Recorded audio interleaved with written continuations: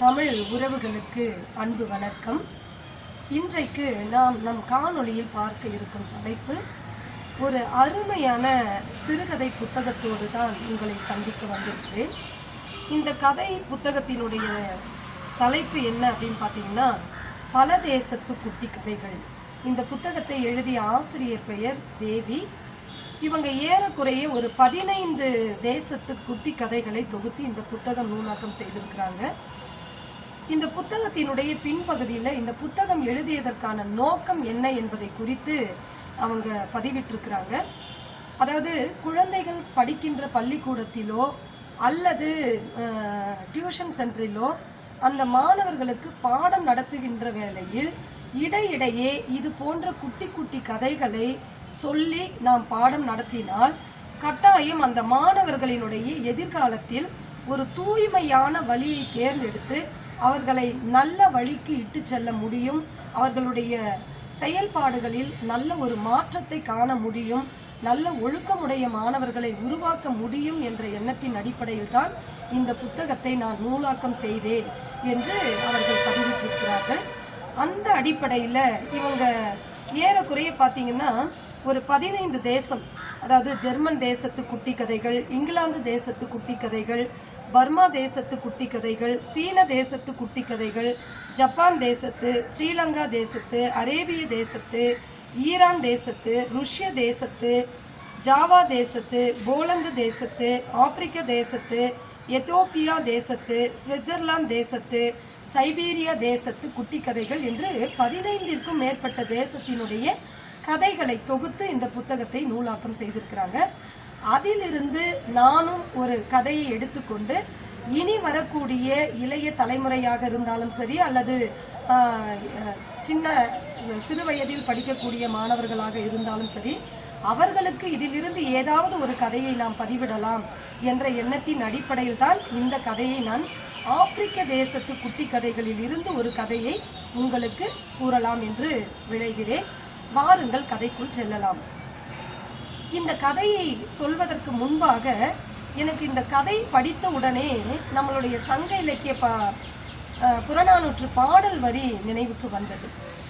என்ன அந்த பாடல் வரின்னா, பெரியோரை வியத்தலும் இளமே, சிறியோரை இகழ்தல் அதனினும் இளமே அப்படிங்கிறது தான் அந்த சங்க இலக்கிய பாடல் வரி. இது புறநானூற்றில் புற சம்பந்தப்பட்ட நூல், வரலாற்று பெட்டகம், வரலாற்று கருவூலம் என்று சொல்லக்கூடிய அந்த புறநானூற்றில் 194வது பாடல் கணியன் பூங்குன்றனார் அவர்களால் எழுதப்பட்ட யாதும் ஊரே யாவரும் கேளீர் என்ற பாடலில் இருந்து கடைசி 2 வரிகளை நீங்கள் எடுத்து பார்த்தால் தெரியும். நான் கூறிய வரி இடம்பெற்றிருக்கும். என்ன அந்த வரி? பெரியோரை வியத்தலும் இளமே, சிறியோரை இகழ்தல் அதனினும் இளமே. அப்போ அதனுடைய அர்த்தம் என்ன அப்படின்னா, ரொம்ப பெரியவங்களா இருக்கிறாங்க, உயர்ந்தவங்களா இருக்கிறாங்க, படைப்பாளிகளா இருக்கிறாங்க அப்படின்னு யாரையும் பார்த்து ரொம்ப வியப்பாகவும் பார்க்காதீங்க, வியந்தும் பேசாதீங்க. அதே போல் ரொம்ப எளிமையா இருக்கிறாங்க, இவங்க கிட்ட ஒண்ணுமே இல்லை, இவங்களால எதையும் சாதிக்க முடியாது அப்படின்னு சொல்லிட்டு சிறியவர்களை பார்த்து ஏளனமும் செய்யாதீங்க, இகழாதீங்க அப்படிங்கிறது தான் அந்த வரியினுடைய அர்த்தம்.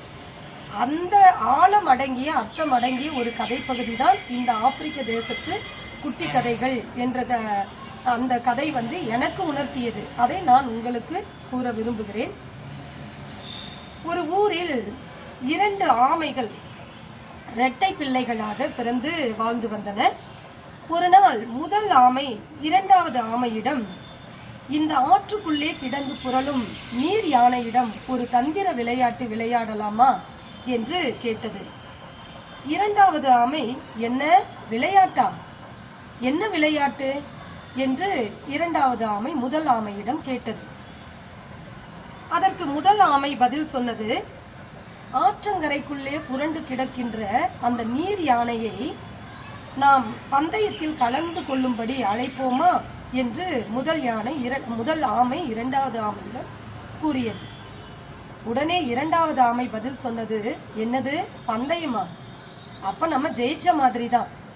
ஆற்றங்கரைக்குள்ளே நீருக்குள்ளே புரண்டு கிடக்கிறது நீர் யானை, அதோடு போய் நாம் எவ்வாறு நீச்சல் போட்டியில் கலந்து கொண்டு வெற்றி பெறுவது என்பது சாத்தியப்படுமா என்று 2வது ஆமை ரொம்ப சலிப்போடு நம்மால் முடியாது என்ற எண்ணத்தோடு முதல் ஆமையிடம் பதில் தந்தது. அந்த சமயம் முதல் ஆமை இரண்டாவது ஆமையின் காதில் சென்று ஏதோ சில வார்த்தைகளை கிசுகிசுத்தது. என்ன பயந்துட்டியா? நீ ஒன்னும் பயப்படாத, நான் ஒரு நல்ல ஐடியா வச்சிருக்கேன். நான் நீர் யானையை பந்தயத்திற்கு அழைப்பதற்கு முன்பாக நீ வேகமாக ஆற்றங்கரையினுடைய எதிர்கரைக்கு சென்று விடு. நீ சென்ற பிறகு நான் நீர் யானையை போட்டிக்கு அழைப்பேன். அழைத்தவுடன் நீர் யானையும் வேறு வழி இல்லாது என்னுடன் போட்டிக்கு ஒத்துக்கொள்ளும்.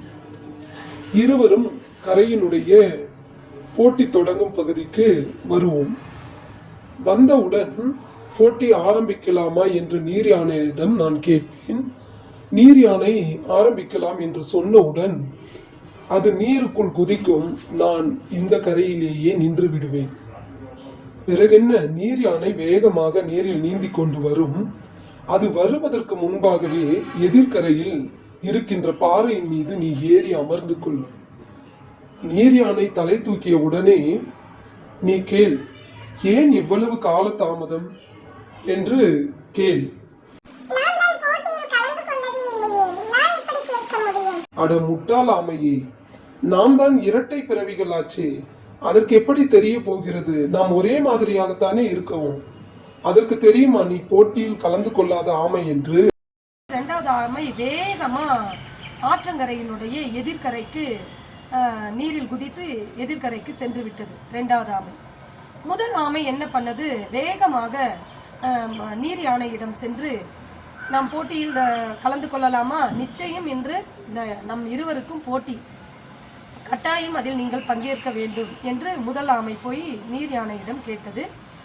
நீர் யானைக்கு ஒன்றும் புரியவில்லை, சிரித்தது. முதலில் ஏளனமாக பார்த்து, நீயாவது என்னுடன் போட்டி போட்டு நீச்சல் போட்டியில் வெற்றி பெறுவதாவது என்று ஏளனமா, ஏனென்றால் நான் நீரிலே வாழ்க்கை நடத்தி கொண்டிருக்கிறேன், என்னோடு போய் நீ எப்படி சிறிய பிராணி என்னோடு நீ போட்டி போட்டு நீச்சலில் வெற்றி பெறுவதா என்று ஏளனத்தோடு அந்த நீர் யானை பார்த்தது.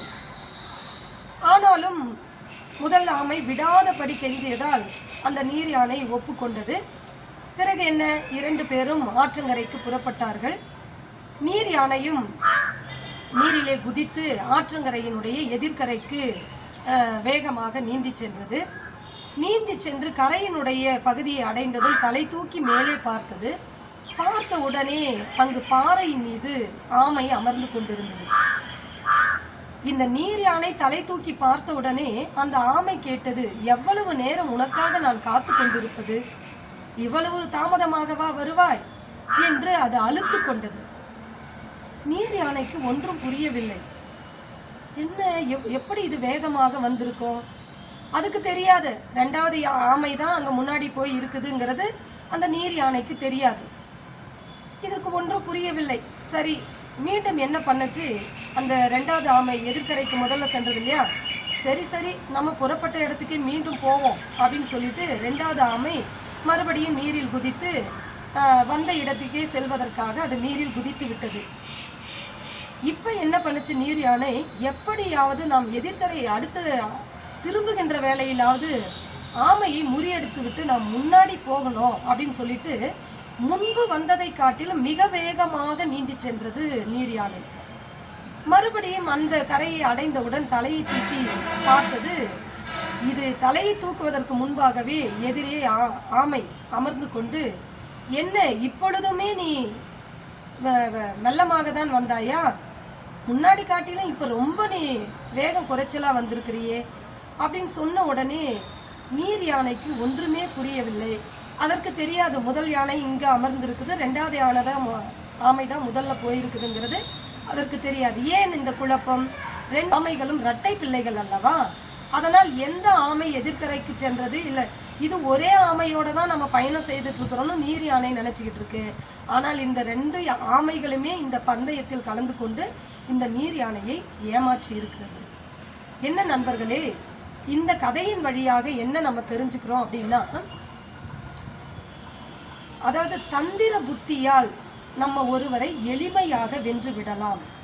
நம்ம கிட்ட இந்த புத்தி கூர்மை சாதுரியமாக செயல்படக்கூடிய அந்த ஆற்றல், அந்த திறமை நம்மிடம் இருந்தால் நிச்சயமாக எப்படிப்பட்ட பலசாலியையும் எளிமையாக வென்றுவிடலாம் என்கிற ஒரு புரிதல் இந்த கதையின் வழியாக நமக்கு தெரிகிறது. அதே போல நான் ஏற்கனவே புறநானூற்று வரியை சொன்னலைங்களா, பெரியோரை வியத்தலும் இளமே சிறியோரை இகழ்தல் அதனினும் இளமே என்று. முதலில் இந்த நீர் யானை என்ன பண்ணது? ஆமையாவது நம்மளோடு வெற்றி பெறுவதாவது என்று நினைத்தது இல்லையா? ஆனா தன்னுடைய தந்திர புத்தியால் அது என்ன பண்ணுச்சு? 2 ஆமையில ஒரு ஆமையை நீ முதல்ல போய் கரையினுடைய அடுத்த எதிர்கரை பகுதியை அடைந்துரு, நான் இந்த கரையிலே இருக்கிறேன்னு சொல்லிட்டு தன்னுடைய புத்தி கூர்மையால 2ம் கலந்து பேசிக்கொண்டு மிகப்பெரிய பலசாலி என்று நினைக்கக்கூடிய இந்த நீர் யானையை ஏமாற்றி விட்டதல்லவா, வெற்றி கண்டதல்லவா? அப்போ இந்த இடத்துல நீர் யானை நினைத்ததும் தவறு, ஆமை தானே நம்மளோட எப்படி போட்டு ஜெயிக்க போகுதுன்னு நினைச்சிச்சு இல்லையா, அதுவும் தவறு. அதனால எளியவர்களை ஏளனம் செய்வது என்பது, ஆமை சின்னது தானே, நம்ம திடகாத்திரமா இருக்கிறதானேன்னு நினைச்சிச்சு இல்லையா நீர் யானை. அவ்வாறு நாம் கூட மனிதர்களை பார்த்து அவங்க குள்ளமா இருக்கிறாங்க, ஒண்ணுமே இல்லாதவர்களா இருக்கிறாங்க அப்படின்னு சொல்லிட்டு யாரையும் நாம் என்ன பண்ணக்கூடாது, ஏளனமாக எடை போட்டு விடக்கூடாது இல்லையா? அதே போல தந்திர புத்தியால் அது வெற்றி கண்டது. நமக்கும் அப்படிதான். சில நேரங்களில் அந்த சாதுரியமாக சுயோசித புத்தின்னு சொல்லுவாங்க, அந்த புத்தி கூர்மையை பயன்படுத்தினால் எவ்வாறு நாம் எளிமையாக வெற்றி பெறலாம் என்ற இந்த 2 விஷயங்களுக்குமே இந்த கதை ஒரு அற்புதமான கதையாக நமக்கு அமைந்திருக்கும். என்ன நண்பர்களே, உங்களுக்கு இந்த கதை பகுதி புரிந்திருக்கும் நம்புறேன். நீங்கள் அந்த புறநானூற்று வரியோடு பொருத்தி பார்த்து இந்த கதையின் வழியாக நான் கூறிய கருத்துக்களை நீங்கள் ஒப்பிட்டு பாருங்கள். கட்டாயம் இது உங்களுக்கு பயனுள்ளதாக இருக்கும். இனி ஒருபோதும் எவரையும் பெரியோர் என்று வியக்கவும் செய்யாதீர்கள், சிறியவர்கள் என்று ஏளனமும் படுத்தாதீர்கள். நன்றி, வணக்கம். மீண்டும் அடுத்த ஒரு நல்ல கதை பகுதியோடு உங்களை சந்திக்கிறேன். அதுவரை உங்களிடமிருந்து விடைபெறுவது உங்கள் முனைவர் ஜெயசித்ரா. நன்றி.